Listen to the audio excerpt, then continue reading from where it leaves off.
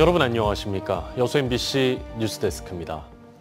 더불어민주당이 최근 실시한 권리당원 모집에 광주와 전남에서 각각 15만 장의 권리당원 신청서가 접수됐습니다. 모두 30만 장으로 36만여 명인 현재 호남 권리당원 규모와 맞먹는 수준인데요. 내년 지방선거 경선룰이 아직 정해지지 않았지만 벌써부터 조직전은 시작됐습니다. 송정근 기자가 보도합니다. 민주당 경선 승자가 곧 당선으로 직결되는 등식이 성립해온 광주와 전남. 그래서 광주 전남 선거에 출마하려는 입지자들에겐 경선 승리를 위해서 권리당원 확보가 필수입니다. 이를 반영하듯 지난 14일 마감된 민주당 광주 전남 권리당원 모집에 광주시당엔 15만 장, 전남도당에도 15만 장의 신청서가 접수됐습니다. 현재 광주 전남북 권리당원 수가 36만 5천여 명인데 이에 준하는 30만 장이 접수된 겁니다. 권리당원 확보 규모가 크게 늘어난 만큼 내년 지방선거는 경선 단계에서 권리당원 중심의 조직표 싸움이 될 가능성이 높습니다. 이렇게 되면 조직력이 강한 현역들이 압도적으로 유리한 정치 지형이 만들어져 신인 정치인들이 진입할 수 있는 장벽이 높아지고 부정적인 평가를 받고 있는 정치인들이 조직을 동원해 경선에서 쉽게 승리할 수 있습니다.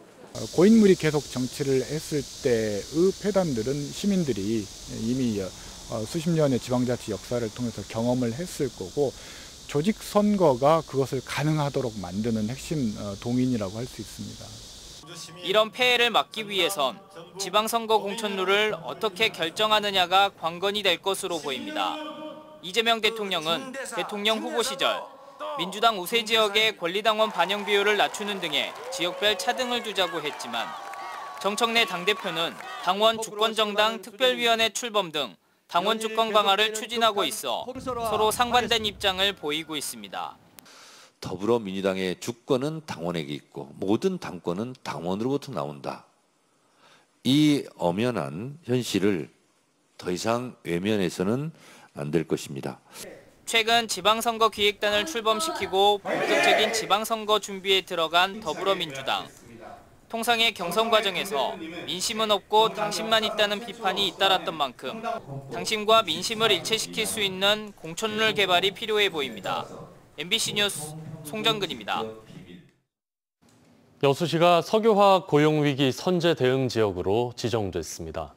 이에 따라 근로자 직업훈련 내일 배움 카드 지원 한도는 300만 원에서 500만 원으로 확대되고 생활안정자금과 임금체불 근로자 생계비 융자액 등도 최대 1,000만 원 늘어납니다. 또 기업에 적용되는 고용유지 지원금이 휴업수당의 80%로 증가하고 근로자 훈련비 지원 금액도 납부 보험료의 130%까지 확대됩니다. 고용노동부는 앞으로 6개월 동안 여수의 고용 지표를 지켜본 뒤 고용위기지역 지정을 검토할 방침입니다. 권향엽 의원이 행안부로부터 45억 원 규모의 특별교부세를 확보했습니다. 권향엽 더불어민주당 의원은 최근 행안부로부터 광양 배알도 수변 히어로즈 파크 조성 사업 등 순천 광양 곡성 구례 4개 지자체의 생활 인프라 강화와 재해 예방을 위한 사업 10건의 추진을 위한 특별교부세 45억 원을 확보했다고 밝혔습니다. 권 의원은 이번 특별교부세 확보로 주민 편의 증진과 안전 확보라는 일석이조의 효과를 거둘 수 있을 것으로 전망하고 있습니다. 제33차 유엔 기후변화 협약 당사국 총회, 이른바 COP33을 남해안 남중권에 유치하기 위한 조직이 공식 출범했습니다. COP33 유치가 새 정부 국정과제에 포함되지 않은 상황에서 유치위원회는 홍보 활동과 함께 정부 설득 작업에도 주력할 계획입니다. 문영철 기자입니다. 오는 2028년 아시아권에서 열리는 제33차 유엔 기후변화협약 당사국 총회.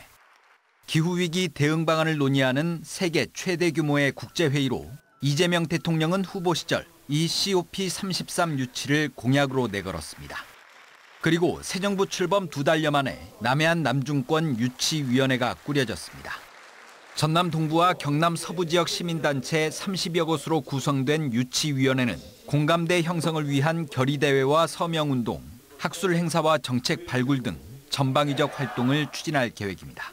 과거에는 홍보 활동에 중점적으로 뒀다면 실질적인 이산화탄소 감축 방안 이런 부분들을 정책적 제안을 하거나 국내에서는 인천과 경기도 고양시 등이 유치 의사를 밝히고 있습니다. 전문가들은 지역사회의 적극적인 탄소 저감 활동과 숙박, 교통 인프라 확충을 COP33 유치의 핵심 조건으로 꼽았습니다. 최소 2만 명, 최대 8만 5천 명까지 전 세계에서 모여들었는데 어떤 수용 능력을 확충을 하시고 항공기로 온다든지 기차로 온다든지 이런 접근성을 좀 더 유연하게 하도록. COP33 개최 도시는 이르면 내년 31차 총회에서 확정되는데 인도의 경우 정부 차원의 전담 조직까지 만들어 일찌감치 유치전에 뛰어든 상황입니다. 반면 이재명 정부 국정과제에 COP33 유치는 반영되지 못했고 정부 부처도 명확한 입장을 밝히지 않고 있습니다. 유치 실패에 대한 우려와 부담이 적지 않기 때문으로 해석됩니다. 우리 지역에서 먼저 기후위기에 대한 극복 의지를 결집을 하고 그것을 정부에 적극적으로 설득하면 이재명 정부에서 이것을 깊게 검토하리라고 저희들은 믿고 있습니다. 유치위원회는 환경부와 총리실 등을 방문해 COP33 유치의 필요성을 설명하고 정부 정책에 반영해 줄 것을 요청할 계획입니다. MBC 뉴스 문형철입니다. 전라남도가 2026 여수세계 선박람회 지원 TF를 구성할 것으로 보입니다. 김영록 전남지사는 오늘 실국 정책회의에서 여수세계 선박람회가 1년 앞으로 다가왔다며 행정부지사를 단장으로 관련 실국이 참여하는 총체적 지원 TF 구성을 강조했습니다. 또 국비 확보와 관련해 아직 노력할 여지가 더 있을 것이라며 경제부지사를 중심으로 국비 확보 노력을 당부했습니다. 여수시 도시관리공단 차기 이사장으로 공무원 출신 인사가 내정돼 노조의 반발이 일고 있습니다. 여수시 도시관리공단 노동조합은 오늘 성명을 통해 공무원 출신 인사는 관료적인 사고와 행정 편의주의에 치우쳐 전문 경영 능력과 혁신적인 리더십을 발휘하기 어렵고 공단의 공공성과 중립성을 훼손할 우려가 크다고 밝혔습니다. 노조는 특정 정치 집단의 입김에 의한 이사장 임명 절차를 즉각 중단할 것을 정기명 시장에게 요구하는 한편 인사청문회 과정에서 조합과 시민사회의 의견을 충분히 반영할 수 있는 민주적 검증 절차를 보장하라고 강조했습니다. 광양 율촌산단의 포스코퓨처엠이 양극재 공장 준공 시점을 미루고 있다는 소식 어제 전해드렸는데요. 광양만권은 2차 전지 밸류체인을 갖추고도 전기차에 대한 수요 정체 현상 때문에 현재 어려움이 많습니다. 업계에서는 이런 상황이 이르면 내년 말 회복될 수 있을 것으로 전망하고 있습니다. 김주희 기자가 보도합니다. 여수와 순천, 광양의 중심에 위치한 율촌산단. 이곳 율촌산단 내에서는 포스코퓨처엠의 양극재 공장을 중심으로 에너지 소재 특화 단지가 조성되고 있습니다. 2차 전지 원료와 소재, 리사이클링이 연결되는 순환 공급망이 구축되고 있는 겁니다. 업계에서는 현재 세계 전기차 시장이 일시적인 수요 정체 현상, 즉 해짐을 겪고 있지만 머지않아 수요가 다시 늘어날 것으로 전망하고 있습니다. 이르면 내년 말 안에 전기차 수요 회복이 시작될 수도 있을 것이라고 전망하고 있습니다. 전기차 캐즘을 길게는 내년까지 이어질 수 있을까 의견이 있습니다. 하지만 최근 전기차 외에 ESS, 뉴 모빌리티, 방산 등 새로운 시장으로 부상하고 있는 만큼 회복이 빠를 수 있다는 전망이 있습니다. 포스코 퓨처엠을 포함한 포스코 리튬 솔루션, 포스코 HY 클리멘탈 등이 어려운 경기 상황 속에서도 생산 능력 확대에 집중하고 있는 이유입니다. 특히 포스코 퓨처엠은 지난 2018년 연산 5천 톤 규모의 1단계 생산 공장 착공 이후 4년여 만에 연산 9만 톤 규모로까지 증설을 마쳤습니다. 투자 금액만 1조 2,600억 원에 이릅니다. 여기에 더해 해외 합작법인 설립을 통해 캐나다 등 9개 지역에서도 양극재 공장을 공격적으로 증설 중입니다. 포스코 퓨처엠은 이 밖에도 양극재 고품질 소재 생산 기술력을 갖추는 데도 공을 들이고 있는 분위기입니다. 올해 내로 엔트릭 및 스탠다드급 전기차용 LMR 양극재 개발을 완료하고 양산 기술을 확보할 계획입니다. 특히 중국이 주력으로 생산하고 있는 LFP 배터리 대비 에너지 밀도가 33%가량 높고 리튬과 니켈도 회수할 수 있는 장점이 있어 LFP 시장을 점진적으로 대체할 수 있을 것으로 전망됩니다. 글로벌 철강 사업을 기반으로 한 포스코그룹이 새로운 미래 경쟁력으로 선택한 2차 전지 에너지 소재 밸류체인 구축 프로젝트. 2차 전지 케이즘의 파고를 넘어서면 율촌 산단을 중심으로 한 광양망권은 국내 에너지 소재 산업의 새로운 중심으로 주목받을 수 있을 전망입니다. MBC 뉴스 김주입니다. 고랭지 작물 재배로 유명한 순천 외서면에서 재배한 딸기묘는 품질이 우수하기로 알려져 있습니다. 농민들의 큰 소득원이 되고 있는데요. 유민호 기자가 취재했습니다. 비닐하우스 안을 가득 채운 초록빛 딸기 묘목. 비가 쏟아지는 궂은 날씨에도 시든 잎을 솎아내는 손길이 분주합니다. 준산간에 자리한 순천시 외서면. 일교차가 크고 병해충이 적어 딸기묘가 자라기 좋은 환경입니다. 날씨가 도움을 주었기 때문에 어느 지역에 가서든지 저희들 생산된 딸기 유모가 화분화가 빨리 되어서 긴 시간 고소득 작물로 지역 효자 노릇을 톡톡히 해왔습니다. 지난해 46개 농가가 총 500만 주를 수확해 약 30억 원의 소득을 올렸고 올해도 작황이 우수할 전망입니다. 이곳에서 생산된 딸기묘는 딸기 주산지인 경남 진주, 충남 논산, 제주 등 전국으로 배송됩니다. 다만 갈수록 상승하는 기온은 산간 지역의 연중 서늘한 온도로 천혜의 재배 환경을 지닌 외서면에도 부담으로 다가옵니다. 올해는 고온 영향으로 출하가 평년보다 보름 정도 뒤로 밀렸습니다. 기온이 계속해서 고온이 되다 보니까 하우스 내 작물들이 이렇게 저희들 마음대로 크지 않고 또 병이 많아져요.